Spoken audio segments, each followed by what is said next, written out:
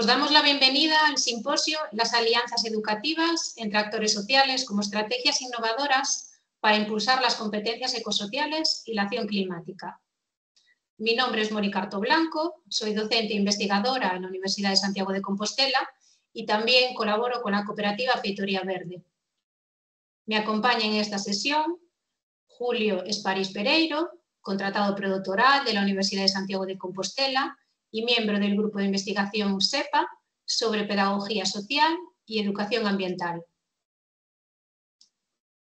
Presentamos también a Núria Monter de Miralles, investigadora predoctoral de la Universidad Rovira i Virgili e integrante del grupo de investigación EDIT sobre transformación educativa, liderazgo y sostenibilidad.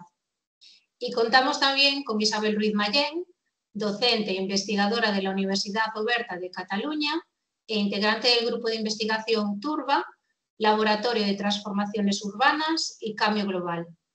Gracias a las tres por participar en esta sesión virtual. Este simposio se vincula a la temática del Congreso Alianzas entre la educación, las instituciones y la comunidad y recopila las experiencias y resultados de 4 proyectos de investigación e intervenciones educativas en materia de acción climática. Por un lado, Julio Esparís abordará los resultados de Resclima a Tiempo, acrónimo del proyecto Educar a Tiempo ante la emergencia climática y la transición socioecológica. Núria Monterde nos presentará el proyecto Edu4Clim sobre asambleas climáticas escolares. Isabel Ruiz centrará su intervención en el proyecto Cool Schools sobre acción climática en las escuelas basada en la naturaleza. Y por último, yo seré la responsable de presentar el proyecto Climaactiva sobre adaptación y resiliencia ante los riesgos climáticos a través de iniciativas ciudadanas ejemplares. Hemos querido centrar la mirada del simposio en la importancia de las alianzas para lograr una respuesta educativa a la altura del desafío que supone el cambio climático. Las 4 ponencias del simposio se centrarán en diferentes aspectos de las alianzas educativas que se analizan en los proyectos. Por un lado, conviene atender a los actores sociales o partes interesadas que ponen en marcha las alianzas. Por otro lado, son de especial interés las contribuciones con relación a las competencias ecosociales, pero también es fundamental señalar los retos o las dificultades que enfrentan las respuestas educativas que surgen de las alianzas. Sin más, doy paso ya a la primera de las ponencias, a cargo de Julio Esparís, con el título La cartografía de experiencias ecosociales como herramienta para fortalecer las alianzas educativas ante la emergencia climática.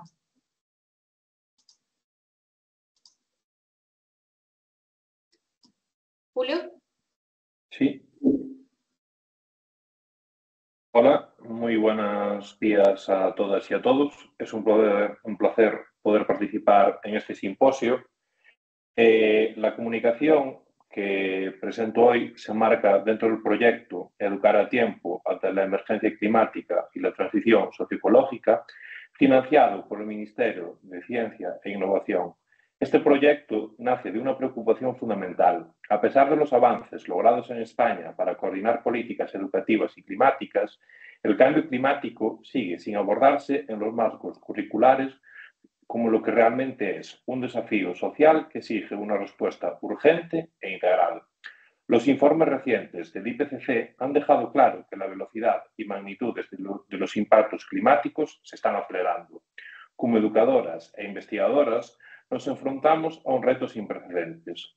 ¿Cómo preparar a las nuevas generaciones para afrontar una crisis que ya está aquí y que transformará profundamente sus vidas? La respuesta, creemos, no puede limitarse a introducir contenidos sobre cambio climático en el currículo. Necesitamos un enfoque radicalmente diferente donde la educación ambiental para la sostenibilidad trascienda al ámbito escolar y se nutra de los aprendizajes y las experiencias de la comunidad. Es precisamente esta necesidad de articulación de diversos ámbitos educativos lo que fundamenta nuestra propuesta de investigación. Partimos de una premisa clara. La educación para la emergencia climática no puede ser responsabilidad exclusiva de los centros educativos. Necesitamos superar la fragmentación que ha caracterizado la educación ambiental tradicional, integrando los aprendizajes escolares con las experiencias comunitarias. En los últimos años han surgido numerosas iniciativas que vinculan escuela y comunidad en respuesta a la crisis climática. Sin embargo, estas experiencias a menudo permanecen aisladas, con escasa visibilidad y limitado potencial de transferencia. Precisamente por ello, consideramos fundamental la identificación, sistematización y difusión de estas buenas prácticas. El concepto buenas prácticas que manejamos en esta investigación, siguiendo autores como Gradaille y Caballo, no se refieren simplemente a experiencias exitosas, sino a iniciativas que cumplen criterios específicos de innovación, eficacia, sostenibilidad y replicabilidad. Como señalan, se trata de experiencias dotadas de originalidad que inspiran al concepto de una práctica transferible, sustentable e innovadora, homologable en determinados territorios. Ante esto, este estudio se articula en torno a tres grandes objetivos principales que se refieren a cartografiar experiencias educativas que proyecten en la comunidad acciones relacionadas con la emergencia climática y el ocio sostenible, particularmente aquellas que fomenten las competencias ecosociales en las que convergen escuela y comunidad. También se plantea como objetivo desarrollar un mapa georreferenciado que documente y facilite el acceso y réplica de estas iniciativas, incorporando información relevante sobre el contexto, la tipología de actividad, sus características, impacto social y opciones de replicación. Además, se establece como objetivo examinar el tratamiento de la emergencia climática en los materiales educativos de los diversos países participantes en este estudio, con especial atención a la adaptación de las nuevas disposiciones curriculares como la LOE en España y procesos similares en Brasil, Canadá, Italia, México o Portugal. Para eso, metodológicamente, este trabajo se fundamenta en el análisis de contenido documental aplicando un protocolo diseñado específicamente para este estudio. Para la selección de experiencias hemos establecido un proceso riguroso basado en diversas fuentes de reconocimiento de prestigioso en el ámbito de la educación para la sostenibilidad. En estas fuentes se encuentran, por poner algún ejemplo, el Banco de Datos de la Asociación Internacional de Ciudades Educadoras, la base documental del Centro Nacional de Educación Ambiental o recursos editados en papel y digitales sobre actividades escolares y comunitarias orientadas a la descarbonización. Nuestra muestra abarca entre 125 y 150 experiencias de alcance internacional, reservando el 50% para casos españoles distribuidos por comunidades autónomas. El resto se distribuye en experiencias de África, Brasil y Portugal en unos 20 casos, experiencias del continente americano en también unos 20 casos, experiencias de Europa también en unos 20 casos y, por último, experiencias de Asia y de Oceanía también en 20 casos. Para el análisis sistemático de estas experiencias hemos desarrollado una ficha que recoge información detallada sobre cada iniciativa, incluyendo nombre y año de implementación, entidad promotora y editorial implicada en el caso de haberla, localización y país, entidades implicadas, áreas temáticas, género del liderazgo, participantes directos e indirectos e impacto en la comunidad. Además, cada experiencia se evalúa según los criterios establecidos para las buenas prácticas. A destacar innovación educativa y social, valorando especialmente aquellas iniciativas que introducen elementos novedosos, ya sea a nivel funcional, estructural, metodológico o relacional, eficacia y eficiencia, analizando su capacidad para lograr los objetivos propuestos con un uso óptimo de los recursos disponibles, sostenibilidad, evaluando la estructura organizativa, técnica, económica y social que permite su funcionamiento armónico a lo largo del tiempo, transferibilidad, examinando su potencial para ser replicada en contextos diferentes al original, transversalidad, valorando el enfoque globalizador e interdisciplinar que integran diferentes áreas de conocimiento, trabajo en red, analizando las implicaciones de diversos agentes y el nivel de participación ciudadana; cohesión social, evaluando su contribución al fomento del compromiso cívico y la construcción de identidad comunitaria; y evaluación, examinando los mecanismos de seguimiento y evaluación implementados. Un aspecto distintivo de nuestro estudio es la incorporación de la perspectiva de género como eje transversal. Registramos específicamente el liderazgo femenino en estas iniciativas y examinamos aquellas experiencias orientadas a un público femenino o que incorporan la perspectiva de género en relación con la emergencia climática. Esta decisión responde al reconocimiento de que el cambio climático afecta de manera diferenciada según el género y a la necesidad de visibilizar el papel de las mujeres como agentes de cambio en la educación ambiental.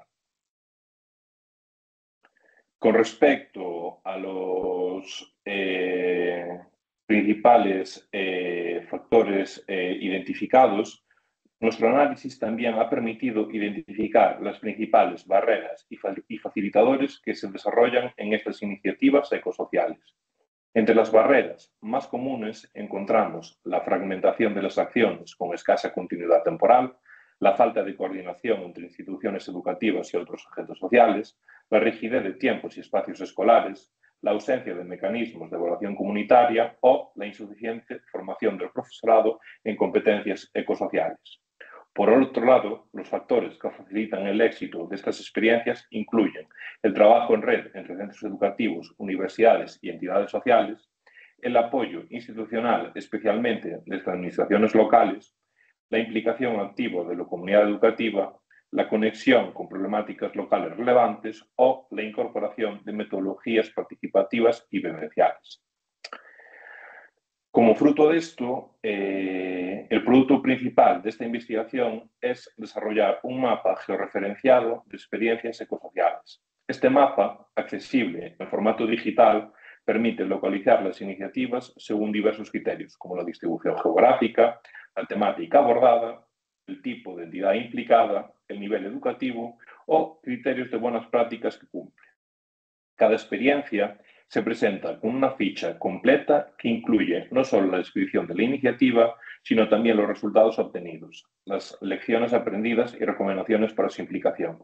En este formato facilita que educadores, administraciones y entidades sociales puedan inspirarse en estas experiencias y adaptarlas a sus contextos específicos.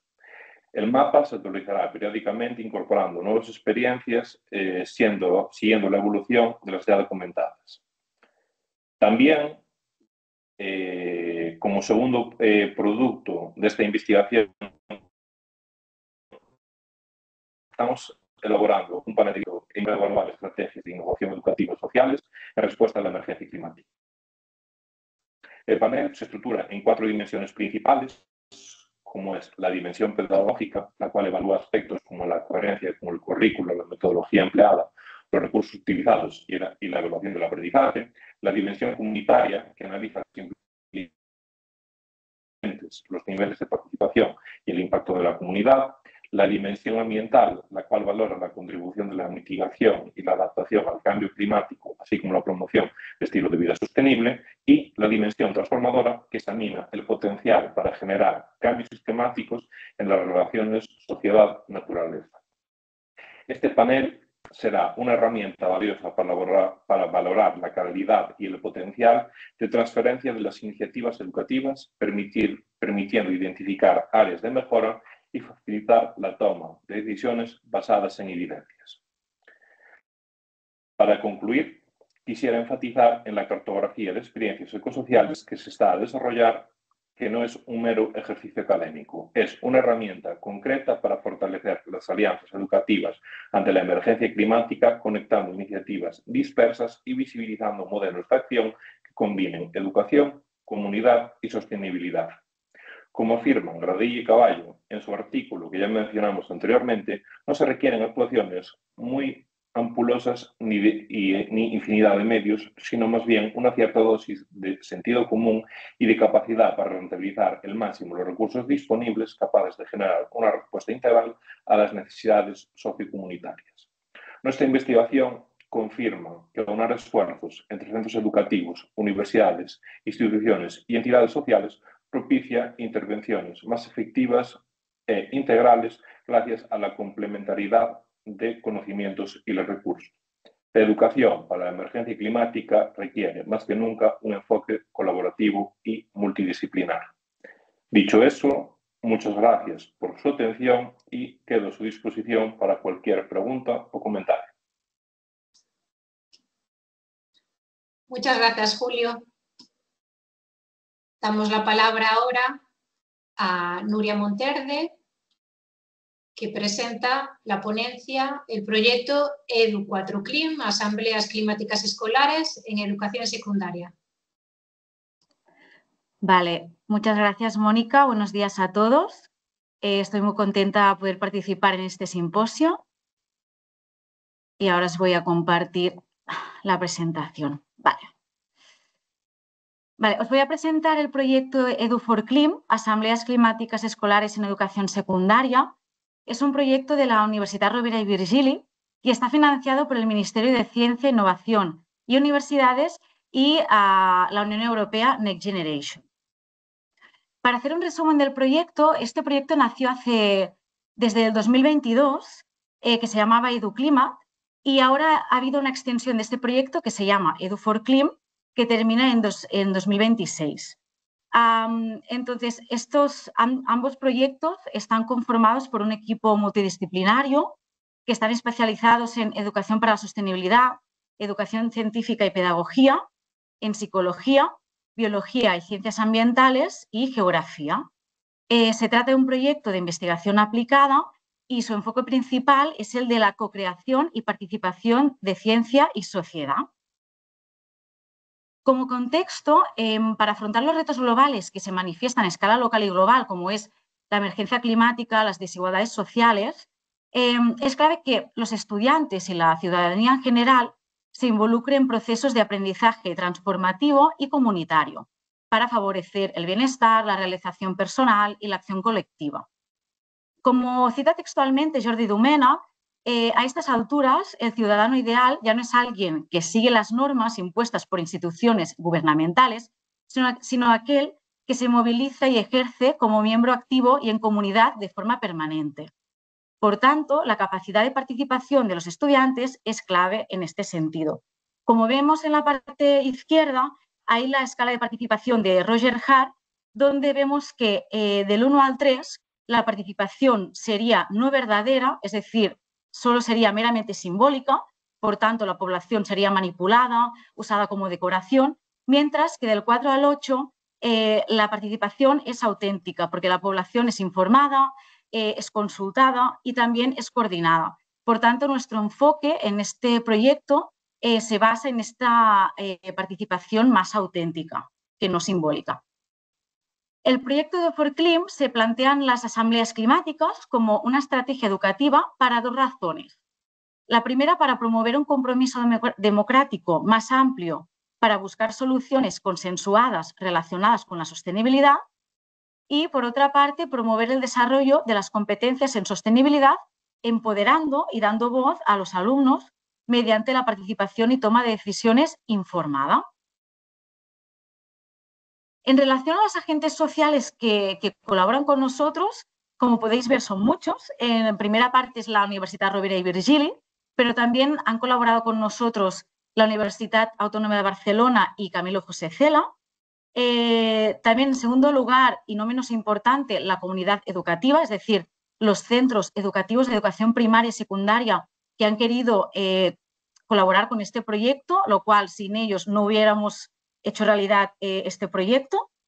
Después tenemos la administración local, que serían pues, los municipios que han colaborado a hacer este proyecto, como son Valls, El Vendrell y Reus, en el Camp de Tarragona.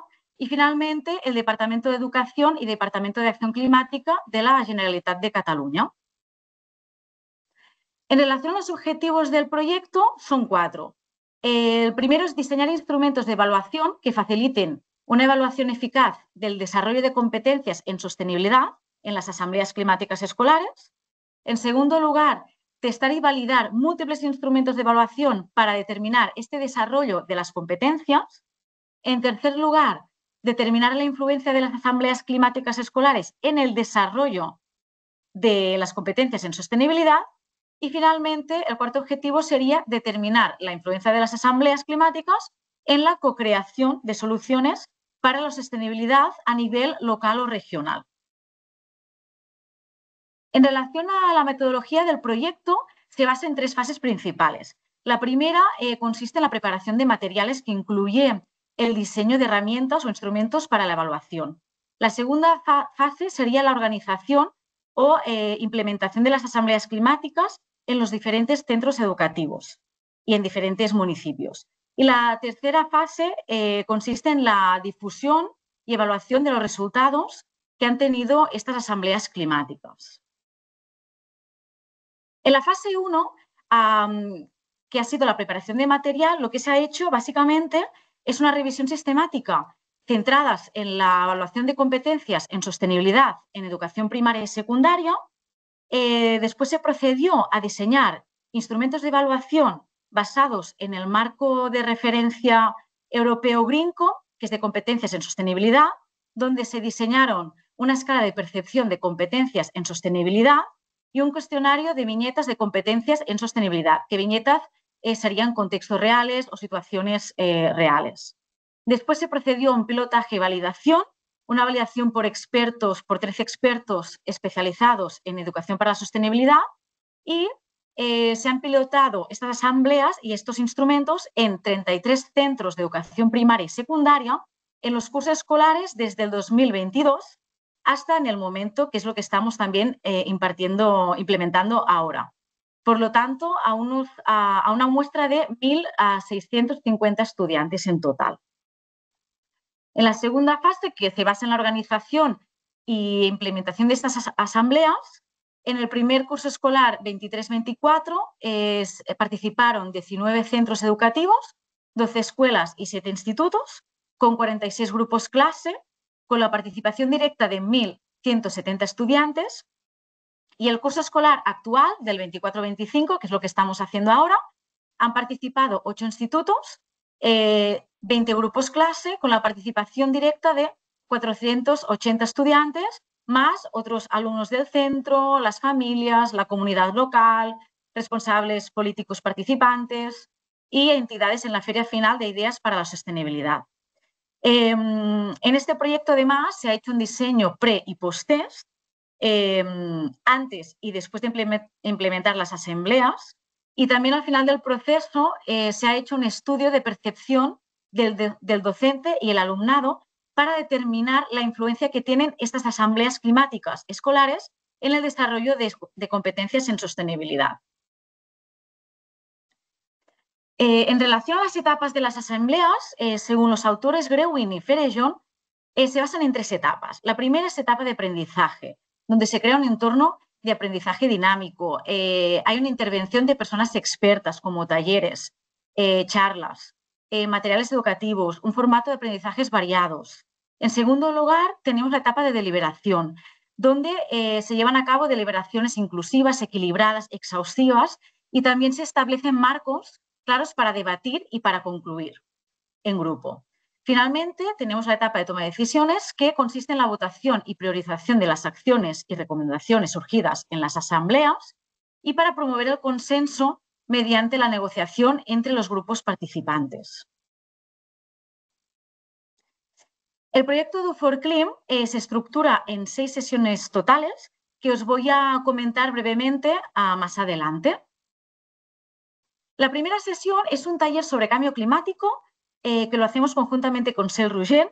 Se trata de actividades muy dinámicas donde el alumnado se contextualiza con temas del cambio climático a nivel global, pero también a nivel municipal, y donde tratan sobre todo temas. Ellos tratan un tema como, por ejemplo, agua, biodiversidad, energía o residuos, y entonces tratan este tema en contexto a su municipio. En relación a la segunda sesión, hay tres pasos. El primer paso, por grupos pequeños de trabajo, diseñan un mapa conceptual donde proponen aspectos positivos, negativos, retos, desafíos del tema que están trabajando, ya sea agua, biodiversidad, energía, residuos. Este mapa después los ayuda a proponer 5 acciones que quieren implementar en su municipio, en su ciudad, y finalmente después estas propuestas de acciones se ponen en común y se hace una votación individual donde de todas las acciones se queda con las 4 acciones más votadas. Entonces, en esta sesión también hay una etapa de aprendizaje importante.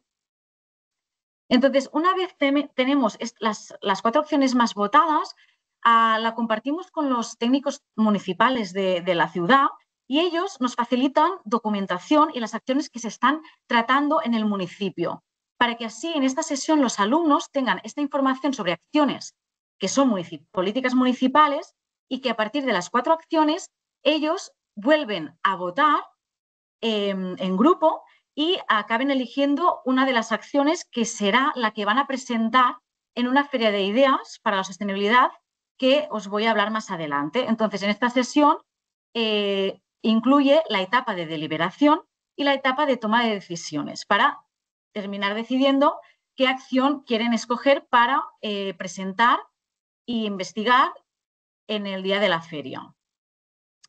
Entonces, hay otra sesión que básicamente es, una vez tienen esta acción escogida, investigan aún más profundamente y desarrollan y diseñan algún producto para poder presentar el día de la feria, ya sea una maqueta, sea una canción, sea una presentación. Esto es decisión por parte del alumnado.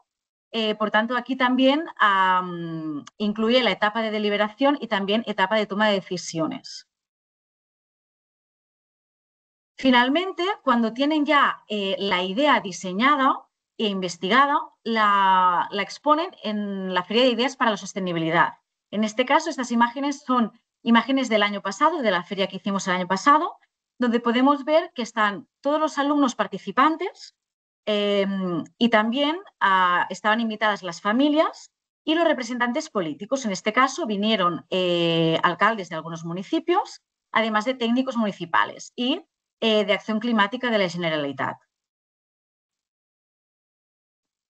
Una vez se hace la feria, volvemos otro día para poder dar un espacio a los alumnos para que puedan compartir sus experiencias durante el proceso de las asambleas, sus aprendizajes, a través de hacer grupos de discusión, entrevistas semiestructuradas. Entonces, como resultados preliminares, podemos decir que las asambleas climáticas escolares contribuyen al desarrollo de algunas de las competencias en sostenibilidad, como podemos ver en el gráfico. En el gráfico, si veis la parte gris y amarilla, sería de acuerdo y totalmente de acuerdo de que los alumnos han adquirido la competencia en cuestión. Si nos fijamos en las competencias 2, 3, 5 y 9, serían las que el alumnado dice que ha adquirido con mayor éxito después de las asambleas, de experimentar con las asambleas. Que estas competencias serían el respaldo a la ecuanimidad, el pensamiento de futuros, el pensamiento crítico y la acción colectiva, siempre refiriendo estas competencias relacionadas con el marco GreenCo.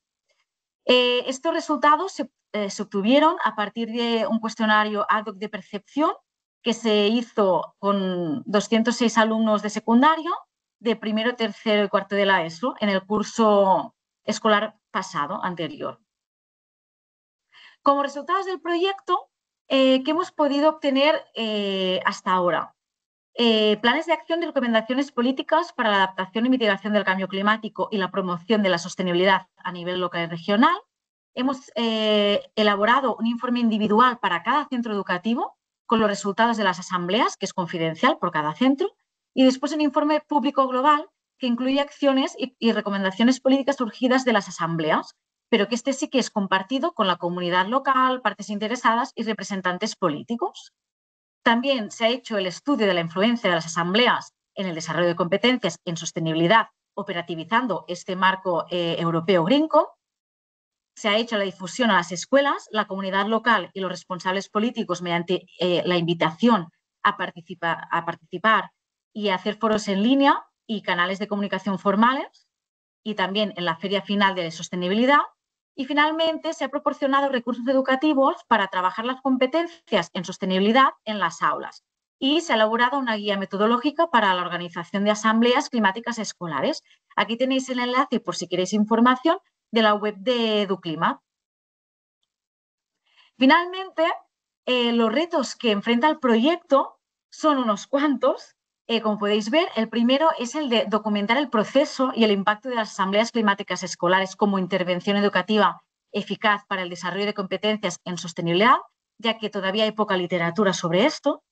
Después el tema de impacto político real, es decir, cómo se pueden trasladar las propuestas de acción del alumnado a la política y estrategia municipal en materia de cambio climático y sostenibilidad. Y finalmente el tema de la replicabilidad y sostenibilidad a largo plazo. Es decir, cómo crear alianzas estratégicas a largo plazo y cómo integrar en el currículum educativo iniciativas relacionadas y procesos de democracia deliberativa. Vale, aquí ha terminado mi presentación. Muchas gracias por vuestra atención. Aquí tenéis mi correo y por cualquier duda estoy muy agradecida de poderos dar respuesta cuanto antes. Muchas gracias. Gracias, Nuria, por tu intervención. Damos la palabra a Isabel Ruiz. Un momentito.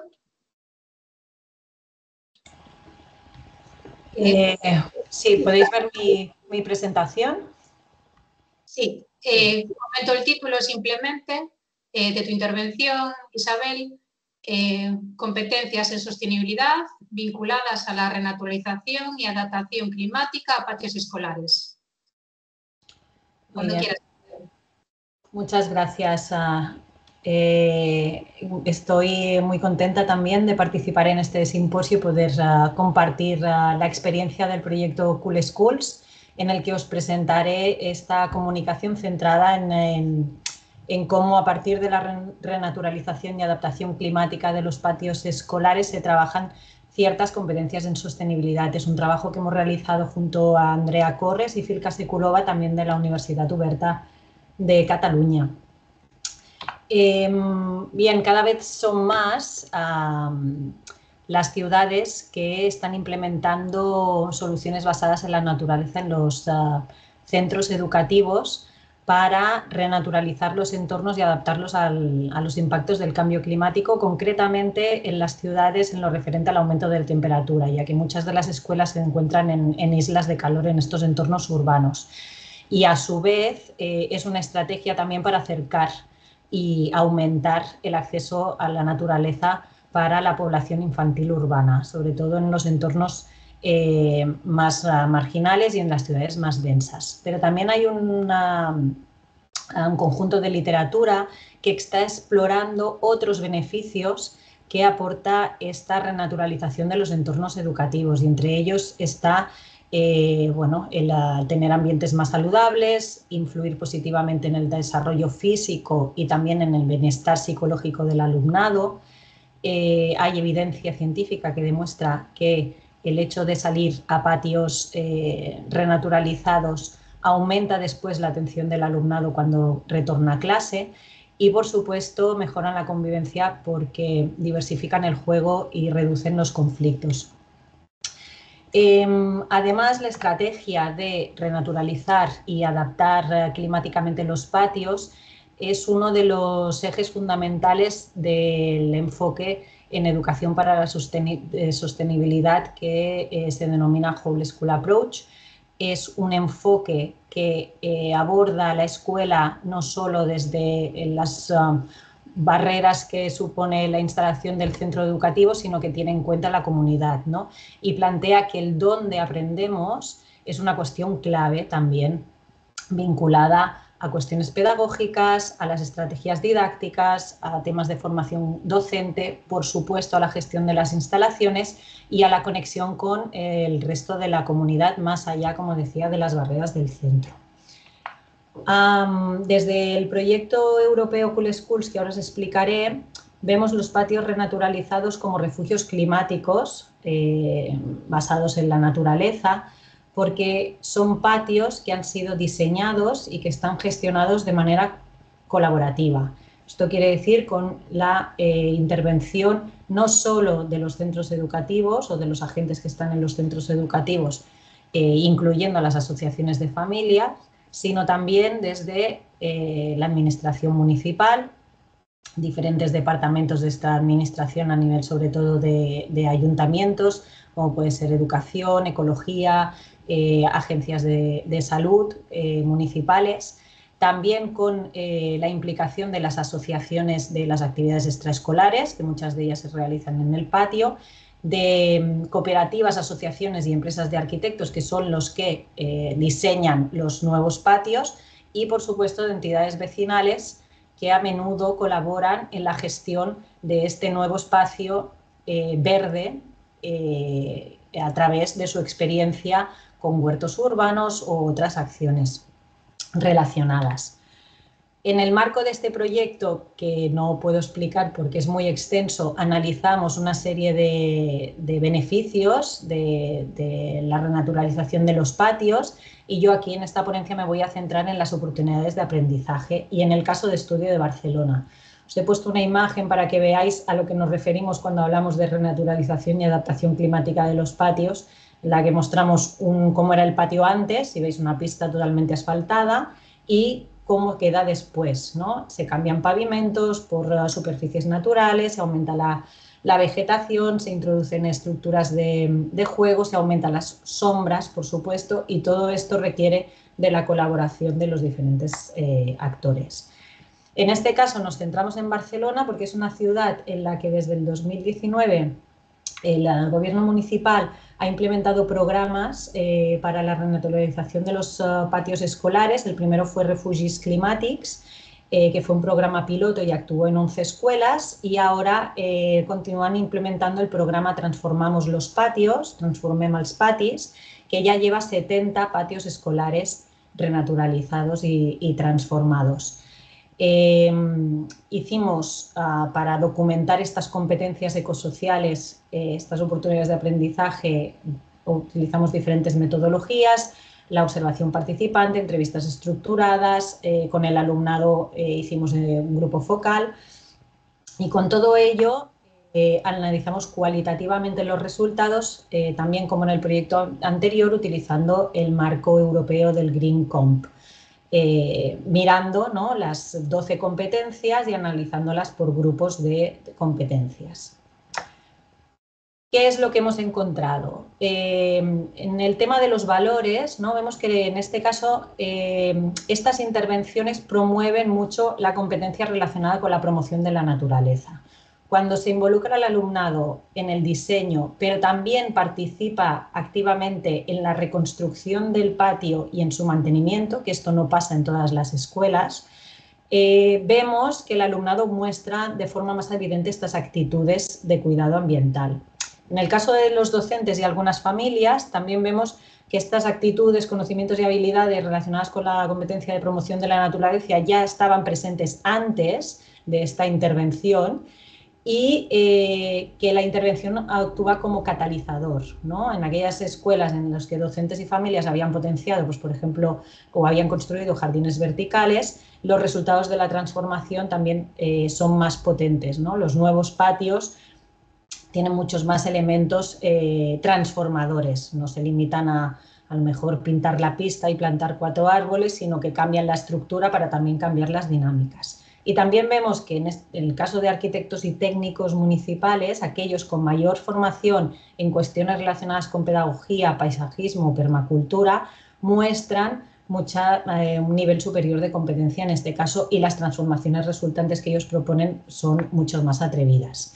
En el caso de las competencias del grupo que tiene que ver con pensamiento sistémico, pensamiento crítico y contextualización de problemas, se dan y se trabaja mucho en el proceso de codiseño, puesto que en las sesiones participativas alumnado y los demás actores problematizan, reflexionan, discuten sobre las diferentes opciones para los nuevos patios, pero sí que vemos también que a la hora de la fase del mantenimiento estas competencias dejan de trabajarse y no son tan evidentes.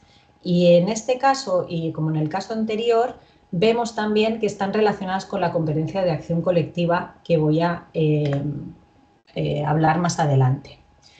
En el grupo de futuros vemos que el pensamiento exploratorio y la capacidad de proyectar futuros son dos competencias que se trabajan muchísimo, ¿no?, en la fase de codiseño por todos los actores, que también están relacionadas con la acción colectiva. Y también vemos que varios docentes desarrollan métodos creativos, STEAM, en el que se salen, ¿no?, de sus ámbitos disciplinares para explorar con su alumnado posibles futuros para sus patios y aprovecharlo también como espacio de aprendizaje. Pero otros docentes aluden a que no trabajan estas competencias tanto y no exploran procesos creativos, utilizan el patio como otro espacio de aprendizaje porque les falta formación en educación al aire libre. Por último, la competencia de acción colectiva y la de iniciativa individual son otras dos competencias que aparecen muchísimo en todos los actores por la misma naturaleza del proceso, ¿no?, de co-creación en el que están implicados, y les permiten movilizar acciones para su diseño y mantenimiento. Y aquí queríamos poner una cita que hace muy evidente uno de nuestros principales resultados, que es que cuando el patio de la escuela se incluye como elemento referencial en el proyecto educativo del centro, el resultado a nivel pedagógico y también a nivel de transformación del patio es mucho más evidente, porque permite que el patio sea utilizado como un recurso educativo. Para finalizar, vemos que la acción colectiva o el hecho de actuar en favor del cambio en colaboración con otros agentes es una competencia ecosocial que se trabaja de principio a fin, como decía, por la naturaleza misma de las intervenciones que consisten en renaturalizar y adaptar climáticamente los patios escolares, que no podría ser posible sin la alianza entre comunidad educativa, gobierno municipal, los equipos de arquitectura y las entidades del barrio. Cuanto más fuertes son estas alianzas, el mantenimiento a largo plazo es mucho mejor, los resultados en términos de oportunidades de aprendizaje se multiplican, y porque esta competencia a la vez promueve otras competencias ecosociales, como hemos visto antes. Hay una serie de retos a superar para maximizar este potencial educativo de la renaturalización y adaptación climática de los patios, que básicamente son que muchas escuelas ya están agotadas de participar en procesos colaborativos, porque normalmente siempre es uno o dos en la escuela los que acaban tirando del carro y moviendo, ¿no?, todo el tema, y esto se debe a una falta de reconocimiento de estas acciones más comunitarias para los propios docentes. Falta de medios y recursos en la escuela dados por la administración pública para mantener nuevos espacios a los que no están acostumbrados, ¿no?, cómo se gestiona esta vegetación, cómo se gestionan los nuevos puntos de agua. También vemos una falta de contenido sobre educación al aire libre en la formación de los docentes, tanto a nivel universitario como profesional, y un desinterés o falta de formación, en muchos casos, especializada en pedagogía, permacultura, paisajismo, los equipos de arquitectura que llevan a cabo estas transformaciones. Para finalizar, tenéis toda la información que queráis en la página web del proyecto, junto con todos los productos que hemos generado en términos de recursos educativos, artículos científicos y otros materiales, y quedo a vuestra disposición también para cualquier pregunta. Muchas gracias. Muchas gracias a ti, Isabel. Bien, la última de las ponencias corre a mi cargo. Perdona, que dejo de compartir.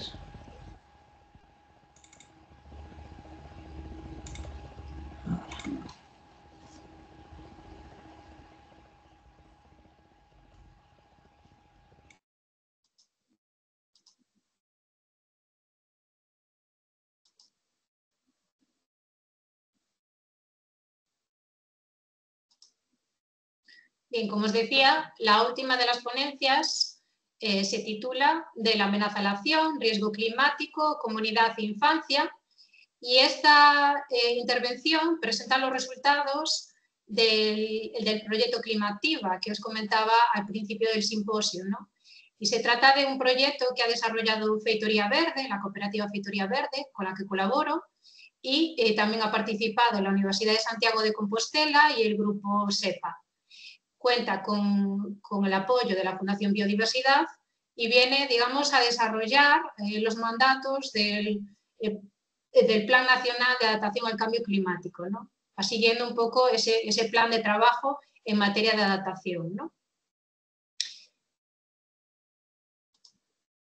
Bien, cuando diseñamos el proyecto pensamos en el concepto de vulnerabilidad, ¿no? ¿Qué implica la vulnerabilidad? Pues digamos que interfieren diferentes variables o características, ¿no?, de los grupos sociales o de las personas cuando se enfrentan al cambio climático, ¿no?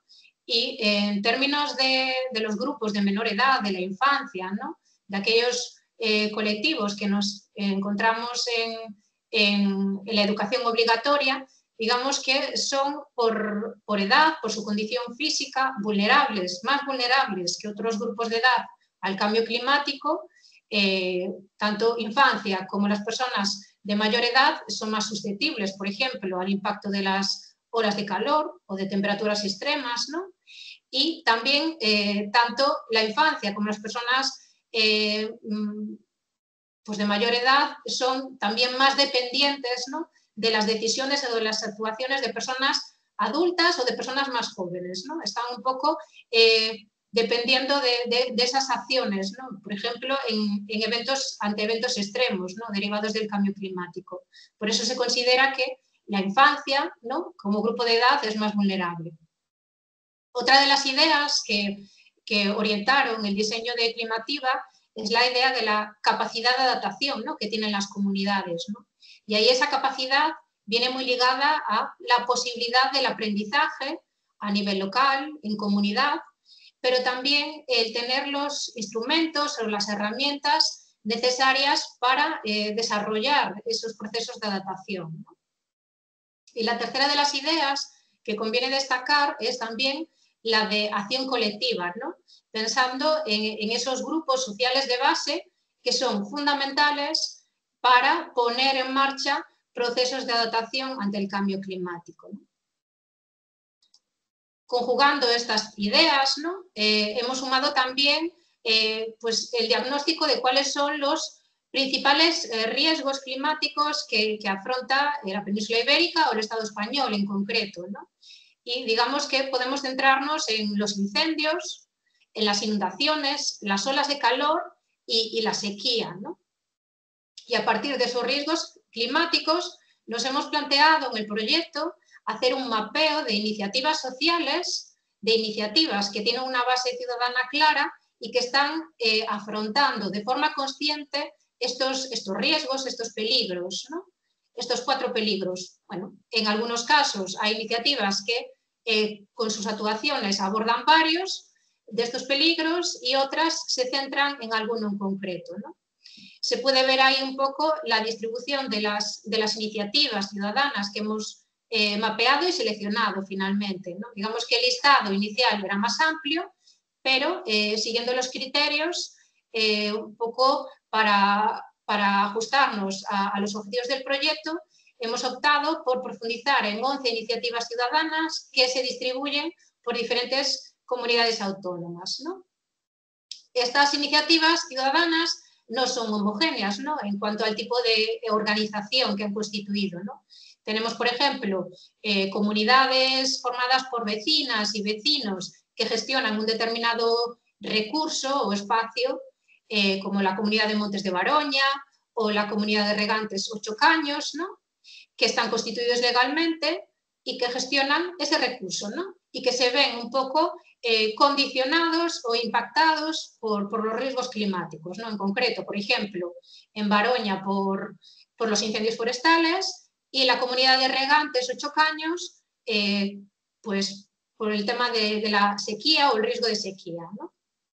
Otras de las iniciativas sí se han constituido como asociación también, pero digamos ya no tienen tanta trayectoria, ¿no? Son iniciativas más recientes que surgen igual de una experiencia o de un evento extremo, ¿no? Como por ejemplo en el caso de la asociación Pegoviu en Alicante, que después de haber sufrido incendios forestales en la localidad decidieron organizarse y trabajar para reducir el riesgo, ¿no? Y otro ejemplo del tipo de organizaciones que hemos seleccionado también es Barrios por el Clima, que digamos que es una organización, una campaña, por decirlo así, que aglutina diferentes agentes o personas, un poco de los barrios, ¿no? que se organizan para trabajar la problemática de las olas de calor en un entorno urbano, pero no son en sí una asociación, ¿no? Es, digamos, una organización con un carácter más informal, ¿no? Pero sí que con un objetivo claro. Pues a partir de estas 11 iniciativas ciudadanas, bueno, pues se recabaron datos de investigación a través de 21 entrevistas personales, agentes clave, ¿no? En el desarrollo de estas iniciativas, y también se hizo un análisis documental para recopilar información sobre publicaciones que complementaban la información que nos aportaron las entrevistas personales. En cuanto a la infancia, como os comentaba, partimos de esa idea de que es un colectivo más vulnerable que otros grupos de edad y en torno a ello se diseñaron preguntas de investigación, ¿no? Entonces, digamos que a esas personas que hemos entrevistado se les ha planteado, por ejemplo, cómo es la participación de la infancia, también de la adolescencia, en las propias iniciativas, ¿no? Si hay espacios de decisión, ¿no? O cuál es el papel que cumplen las niñas y niños en el desarrollo de las actividades de las iniciativas, ¿no? Otro de los aspectos que investigamos es la relación de las iniciativas con los centros educativos, ¿no? En general, ¿no? Cómo se establecen esas relaciones. Y en tercer lugar, también analizamos el propio centro educativo, ¿no? La propia infraestructura en sí, ¿no? Si, digamos, son infraestructuras o equipamientos que evitan el riesgo, ¿no? En caso de que haya un evento extremo, o por el contrario, si el propio edificio o la propia dotación pone en riesgo el derecho a la educación de las niñas y niños, ¿no? En esos momentos que aumenta el riesgo, ¿no? ¿Cuál es uno de los resultados que podemos destacar? Bueno, en este estudio, que es un estudio cualitativo, en cierta medida exploratorio, lo que sí destaca es que son las olas de calor el riesgo climático que más amenaza el derecho a la educación de la infancia, ¿no? En concreto, debido a que es un riesgo que ha aumentado tanto en duración como en frecuencia, ¿no? Y por la cantidad de alumnado que se ve afectado por ese riesgo, ¿no? La cantidad de alumnado que está expuesto diariamente a esas olas de calor, ¿no?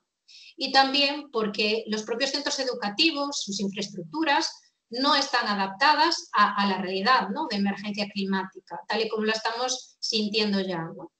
Entonces, el resultado es que hay un impacto negativo en las aulas, un malestar general y también se reduce el rendimiento del alumnado y se generan dificultades de aprendizaje, ¿no? ¿Y qué se señala también a través de las entrevistas? Bueno, pues se percibe por parte de esas personas de referencia, de las iniciativas, que hay una desigualdad entre centros educativos, ¿no?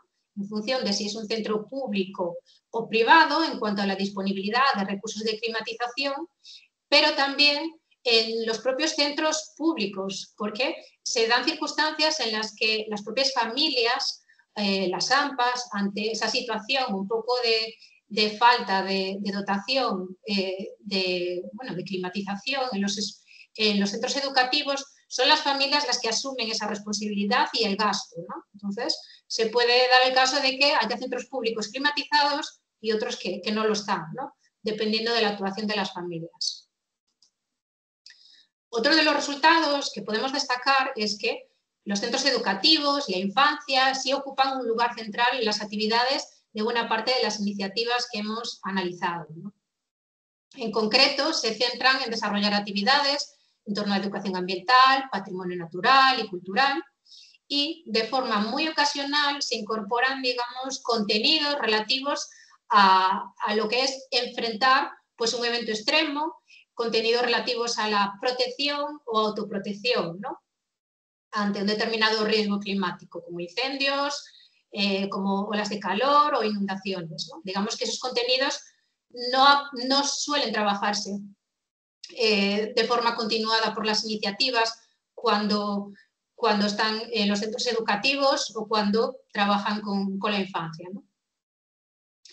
Digamos que la importancia que tienen las actividades con los centros educativos llevan a generar una relación de oferta-demanda entre docentes, iniciativas ciudadanas, pero también aparece la figura de las AMPAs, ¿no? Un poco también como mediadoras o colectivos que solicitan esas actividades o que facilitan, digamos, la participación. Conviene destacar que también las iniciativas, aunque tengan un poco el peso principal de esas actividades, sí que buscan promover la autonomía de los centros educativos y que las actividades que diseñan fomenten un papel activo del alumnado, ¿no? Vemos que se les saque del centro, que incluso haya un trabajo físico, ¿no? Del alumnado. La infancia no solo participa a través de los centros educativos, infancia o también alumnado de educación secundaria, no solo participa en las iniciativas en los tiempos escolares, ¿no? Por decirlo así, sino que es a través de las familias que también participan, digamos, en aquellas jornadas que se dan fines de semana o en otros horarios, ¿no? Y ahí destaca mucho el papel de las madres, ¿no? Como cuidadoras y acompañantes que fomentan la participación de la infancia en las actividades fuera del centro, ¿no? Y esto se liga también con el papel de las AMPAs, ¿no? También, que digamos, son colectivos muy feminizados. Conviene destacar también que en algunos de los casos sí se logra integrar la perspectiva de la infancia en los proyectos.